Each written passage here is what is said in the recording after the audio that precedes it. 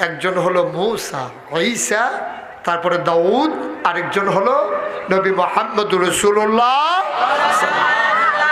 মূসা নবী অনেক বড় নবী। আল্লাহ তাবারক ওয়া তাআলা দুনিয়ার ভিতরে যত নবী পাঠিয়েছেন সবার মেজাজ মর্জি দিয়েছেন দুই রকম। একদল হলো জালালি, আরেক দল হলো জামালি। একদল হলো নরম, আরেক দল হইল গরম। সবচেয়ে গরম নবীর নাম হইল মূসা। সুবহানাল্লাহ বলবেন না? উনি খুব রাগী ছিলেন। কাসেসুল কোরআন, কাসেসুল আম্বিয়া, দুটা কিতাব আছে নির্ভরযোগ্য কিতাব।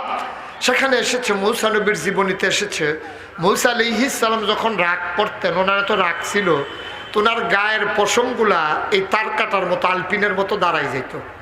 আমাদের দেশে যত রাগী মানুষ হোক তে থরথরাইয়া কাফে মুহ কথা লাগে, ধমক দিতে লোকে তার ঠুটো বেড়াইয়া বাড়ি হইয়া লাগে না, এইরকম আছে। সেতের ঠেলা তার শৈল কাফে, গাল কাফে।